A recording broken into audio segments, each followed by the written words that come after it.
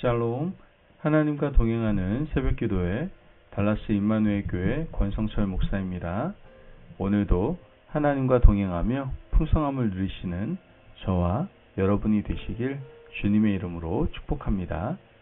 오늘 말씀은 히브리서 10장 1절에서 39절까지의 말씀입니다.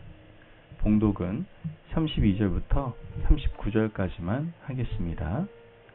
전날에 너희가 빛을 받은 후에 고난의 큰 싸움을 견디어낸 것을 생각하라.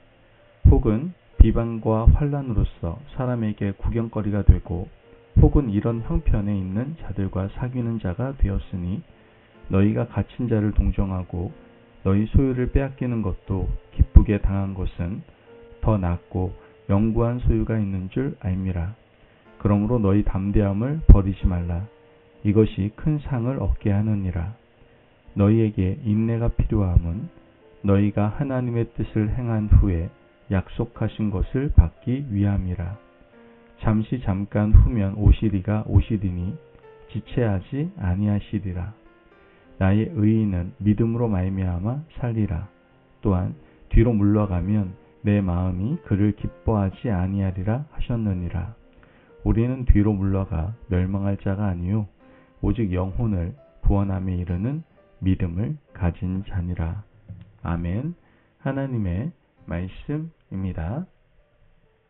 60대 대상으로 한 어떤 설문조사에서 당신이 나이가 들어감을 느낄 때가 언제입니까? 라는 질문이 있었습니다. 그 질문에 많은 사람들은 새로운 기계가 나왔음에도 불구하고 손에 익은 옛날 물건을 놓지 못할 때라고 대답을 했습니다. 사람마다 차이는 있으나 나이가 들어감에 따라 보수화되고 회귀 본능이 있어서 새로운 것에 불편함을 느끼는 분들이 생각보다 많이 있습니다. 그것이 물론 잘못된 것은 아니지만 그렇다고 권장할 것도 아니죠. 물건은 과거에 사용하던 것을 계속 사용해도 문제가 없지만 신앙생활이 그렇게 된다면 심각한 문제가 아닐 수 없습니다. 나이 드는 것과 상관없이 믿음은 하나님 나라 가는 그날까지 계속 껍질을 깨고 벗고 한 걸음씩 나아가야 하기 때문입니다.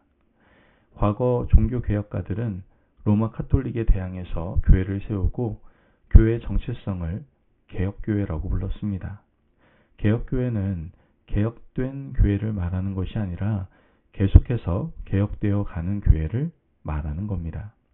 개혁된 교회라 하더라도 시간이 지나면 정체되고 변질될 수밖에 없습니다.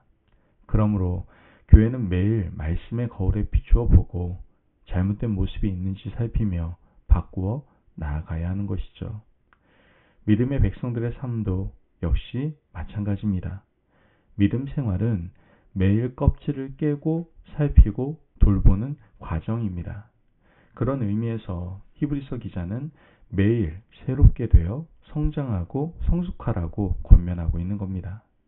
히브리서 10장 1절 말씀을 보면 율법은 장차 올 좋은 일의 그림자일 뿐이요 참 형상이 아니므로 해마다 늘 드리는 같은 제사로는 나오는 자들을 언제나 온전하게 할 수 없느니라. 율법은 제사 제도를 의미하는데 해마다 드리는 같은 제사로는 온전하게 할 수 없다라고 말하고 있습니다.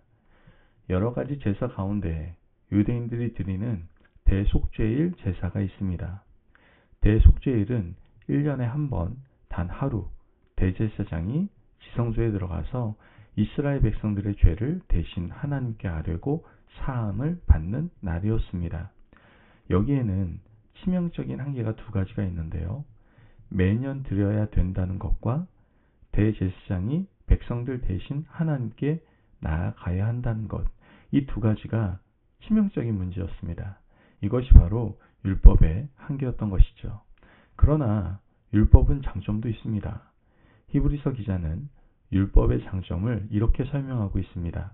히브리서 10장 3절을 보면 그러나 이 제사들에게는 해마다 죄를 기억하게 하는 것이 있나니. 율법의 장점은 뭡니까? 죄를 기억하게 하는 겁니다. 하지만 죄를 근본적으로 없애지는 못하죠. 유효기간이 1년에 불과하기 때문입니다. 이것이 바로 율법의 한계였습니다.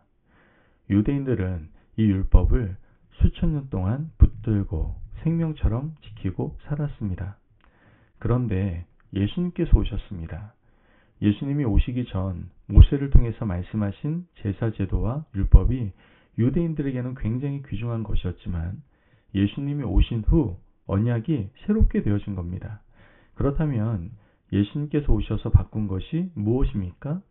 히브리서 10장 12절에 14절 말씀을 보면 오직 그리스도는 죄를 위하여 한 영원한 제사를 드리시고 하나님 우편에 앉으사 그 후에 자기 원수들을 자기 발등상이 되게 하실 때까지 기다리시나니 그가 거룩하게 된 자들을 한 번의 제사로 영원히 온전하게 하셨느니라. 말씀을 보면 단 한 번의 제사로 영원히 온전하게 하셨다라고 말씀합니다. 예수님은 스스로 제물이 되셨던 겁니다. 과거 제사는 짐승을 잡아서 드려야 했고 유효기간은 1년밖에 가지 않았습니다. 하지만 예수님이 오신 이후로 예수 그리스도를 믿고 그 안에서 속죄함을 받은 사람은 모두 구원을 받습니다. 예수님을 통해서 단 한 번 회개하면 영원한 언약 백성이 되는 것입니다. 그리고 예수님이 오셔서 바꾼 것이 있죠. 히브리서 10장 19절에서 20절 말씀을 보면 그러므로 형제들아 우리가 예수의 피를 힘입어 성소에 들어갈 담력을 얻었나니 그 길은 우리를 위하여 휘장 가운데로 열어놓으신 새로운 살 길이요 휘장은 곧 그의 육체니라. 과거 성막 시절, 솔로몬 성전 시절, 헤롯 성전까지 성전 안은 성소와 지성소로 나뉘어져 있었습니다. 중간에 휘장이 있었죠. 제사장이라 하더라도 성소까지만 들어갈 수 있었습니다. 대제사장만 1년에 단 한 번 대속죄일에 지성소로 들어갈 수가 있었습니다. 하지만 예수님께서 십자가에 달려 돌아가신 바로 그날 성소와 지성소를 가로막고 있던 휘장이 위에서부터 아래로 찢어졌습니다. 휘장은 곧 그의 육체라고 말씀하셨기 때문에 예수님의 육체가 찢기고 피 흘리신 이후로 누구나 담대하게 지성소 안으로 들어갈 수가 있게 되었던 겁니다. 지성소에는 언약궤가 있습니다. 언약궤는 뭐예요? 하나님의 말씀입니다. 이처럼 성도들이 예수 그리스도 피의 공로를 힘입어 하나님 앞에 담대히 나아갈 수 있게 된 겁니다. 이것이 예수님께서 우리에게 오심으로 일어난 놀라운 변화입니다. 얼마나 귀하고 감사한 일입니까? 히브리서 기자가 이 편지를 개종한 유대인들에게 쓰고 있는데 유대인들은 평생 동안 율법에 매여 있었습니다. 그들은 예수 그리스도를 받아들이고 교회 일원이 된 후에도 과거에 집착하고 있었던 것이죠. 그러나 히브리서 기자는 그들에게 율법에 매여 있지 말고 그리스도에게로 나아가라. 그것이 곧 믿음이다. 라고 말씀하고 있는 겁니다. 오늘 본문 38절에서 39절 말씀을 보면 나의 의인은 믿음으로 말미암아 살리라. 또한 뒤로 물러가면 내 마음이 그를 기뻐하지 아니하리라 하셨느니라. 우리는 뒤로 물러가 멸망할 자가 아니요 오직 영혼을 구원함에 이르는 믿음을 가진 자니라. 믿음은 뒤로 물러서지 않고 앞으로 나아가는 것이라고 격려를 하고 있는 겁니다. 신앙생활하면서 과연 우리는 어디에 머물러 있습니까?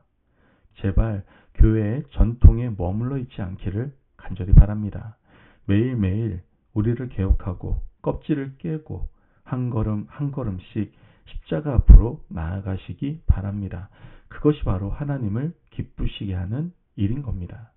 율법 제사 제도에 매여서 예수님께서 오셨음에도 불구하고 그리스도께서 열어놓으신 휘장 안으로 들어가지 않는 어리석은 사람들이 되지 않으시기를 바랍니다. 그러므로 오늘도 지금 내가 어디에 매여 있는지 살펴보시고 과감히 껍질을 깨고 믿음 안으로 달려가는 하나님의 복된 자녀들 되시길 주님의 이름으로 축복합니다. 아멘. 기도하겠습니다.